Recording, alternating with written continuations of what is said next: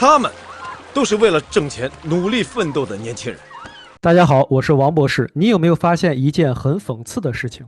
在社交媒体上，我们看到的退休生活充满了梦幻色彩。有人一年12次旅行，有人游轮环游世界，有人在欧洲住小镇，早上喝咖啡，下午散步，晚上看歌剧。但现实却是，绝大多数的美国退休者连稳定的生活都很难做到，更别说是网红式的退休了。不是他们不努力，而是数据不会说谎。今天我们就用美联储官方的 SCF 消费者财务调查带你把真相看透。作为一个退休者，要多少净资产才能进入前25%、前10%、前5%以及前1%？很多财经文章喜欢说，在美国人们退休平均净资产是120万美金，听起来不错，对不对？但这是最误导人的说法。因为第一，有钱人会把平均数严重拉高，比如净资产2000万的人会把整个平均值拖到他们那边，但这跟普通人没有半点关系。第二，房子占比太高，不能代表生活品质。比如一个人净资产80万，结果70万在房子里，他当然看起来有钱，但生活完全不能靠房子每一年抠一点砖头来付账单。其实真正的退休生活质量是可投资的资产，也就是 IRA、401k、Roth IRA、Brokerage、应税账户、年金、现金等等，这些才能每年给你带来稳定的现金流。所以今天我们用的方法是，先看含房屋净值的总净资产，看你的账面上数字有多大，再看剔除房屋后的可投资资产，看你的钱真正能帮你过什么样的生活。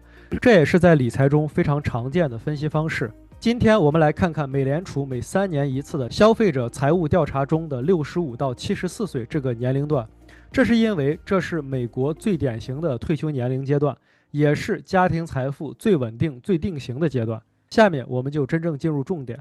我们从前50%开始，一直看到前1%。在看见这个数字之前，我想说一句，财富差距不是线性的，而是指数型的。你很快会看到这个指数差距有多么震撼。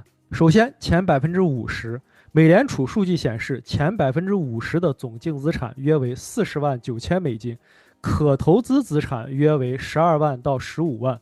按4%可持续提取法则，年收入约为5000美金，月收入约为440美金。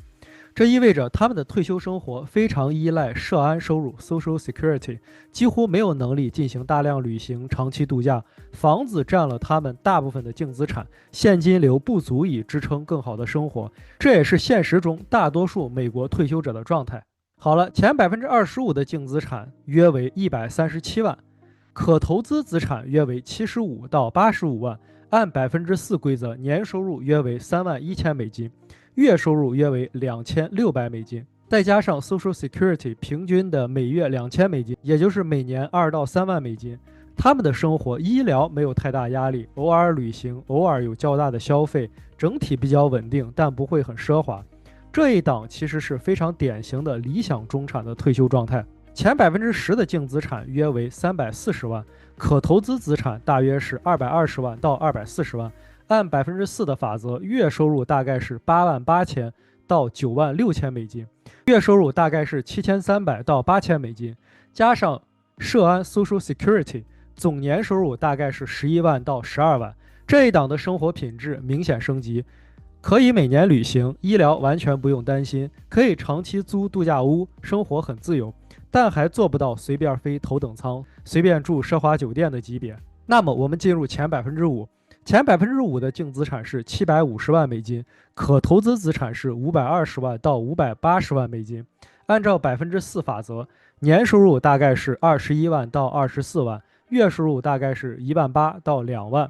这一档已经进入了上层阶级退休生活，他们可以常年住高端的度假地，可以每年坐邮轮出国10几次，还可以经常参加高端娱乐活动。但调查中也提醒了一点，也很真实，如果你开始无节制的消费，这些钱依然可以很快被花光。这是很多富裕家庭掉入的陷阱，生活膨胀比你想象中快得多。好了，我们进入最后的前1%。这就是今天视频题目的核心答案。前1%的净资产约为2060万美金，可投资资产约为1800万到1900万美金。按4%规则，年收入大概是72万到76万美金，月收入大概是6万美金加。这是怎样的生活？他们不需要动本金，一年几十次的国际旅行也没关系，可以一年住多个国家。他们可以选择完全不同的生活方式，他们甚至可以为家族提供稳定的跨代财富。基本上你看到的网上最炫的退休生活就是来自前1%，但我们哪里知道网络上到底有多少人是真实的呢？当你从前50%慢慢走到前1%，你会发现一个惊人的规律：越穷的人越依赖房子，越富的人越依赖可投资资产。换句话说，房子让你看起来有钱，可投资资产让你真正过得有钱。这也是为什么那么多人明明净资产不低，却依然感到紧绷，因为钱被锁在房子里动不了。过去几十年的心理学研究都显示，幸福感在收入达到7万5到9万美金时趋于平稳，但新的研究说收入越高越幸福。两个结论完全相反。后来研究者做了一个很厉害的项目，叫做对抗性合作。他们把所有的数据、所有的模型全部重新分析，结果发现，如果你本来就很幸福，钱能让你更幸福，甚至呈指数上升；如果你本来就不幸福，钱只能改善到某个程度，然后完全停滞。最经典的一句话是：如果你在宿舍吃泡面都不快乐，吃鱼子酱也不会快乐。所以其实钱买来的是自由，不是幸福。钱越多，你的选择越多。真正带来幸福的是掌控感。如果你能掌控自己的时间、人际关系、生活节奏，你就幸福。钱只会放大你本来的状态，状态好的人变得更好，状态糟糕的人就会变得更糟。看到这些数据之后，希望你得到的不是压力，而是清晰。你会知道自己在财富分布中的位置，下一步该往哪里走，哪些是最值得优先改善的资产。你和前10%、前5%、前1%的差距在哪里？更重要的是，真正决定你退休生活品质的是你可投资资产的现金流，而不是房屋净值。所以要跳出中产阶级陷阱，就要建立能创造现金流的资产，这才是真正改变人生的方式。好了，非常感谢你的观看和支持。如果你想了解更多的财富分布、中产陷阱以及如何走向财务自由的内容，欢迎订阅我的频道。祝你投资和创业顺利，我们下期再见。